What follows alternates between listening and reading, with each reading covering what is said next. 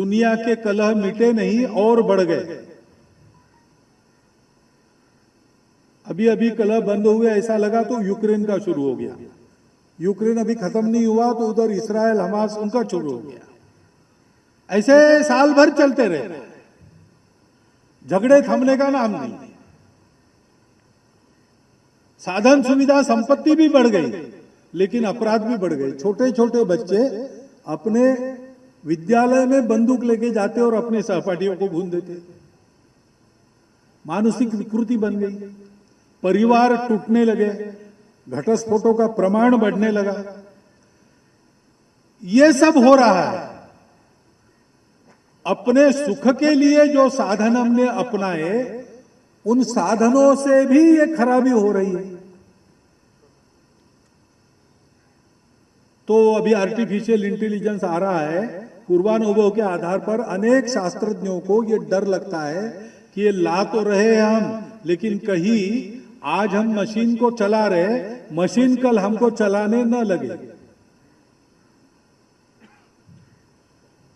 इस उहापोह में दुनिया है, उसको रास्ता मिल नहीं रहा और उनको लगता है कि रास्ता भारत से ही मिलेगा, क्योंकि ऐसे ही उस समय के तंत्र ज्ञान में नंबर 1 भारत था।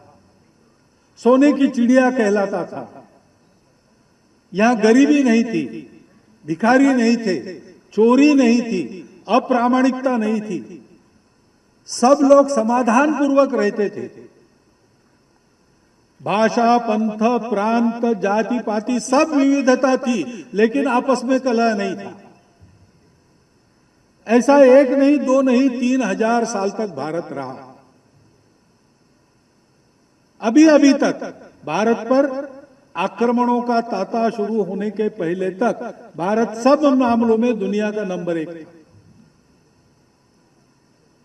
भारत के पास कोई प्राचीन पूंजी ऐसी है जिससे दुनिया को रास्ता मिल सकता है, और मिलता है।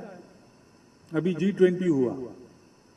G20 में मुख्यतः आर्थिक और भू राजनीतिक मामलों का विचार होता है।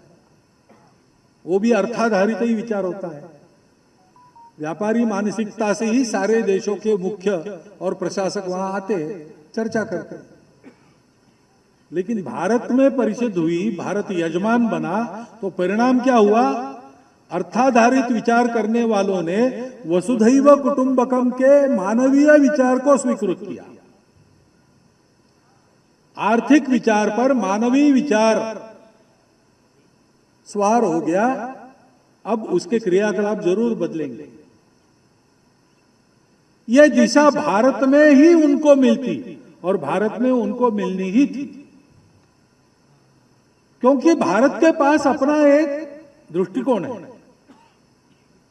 वो थियरी नहीं है, वो प्रत्यक्ष अनुभूति है। भारत के पूर्वजों ने बहुत पहले ये जाना कि दिखता सब अलग अलग है, लेकिन एक से ही निकला है। विविधता में एकता को ढूंढना नहीं पड़ता है, क्योंकि एकता की ही सारी विविधताएं हैं। वो एक ही अपनी इच्छा से विविध बना है। विविधता में विचरण करना पड़ता है हम लोगों को भौतिक जीवन में। एकता का भान रख के चले तो सुख ही सुख है। इसलिए उस एकता को जानो, वो परम लक्ष्य है।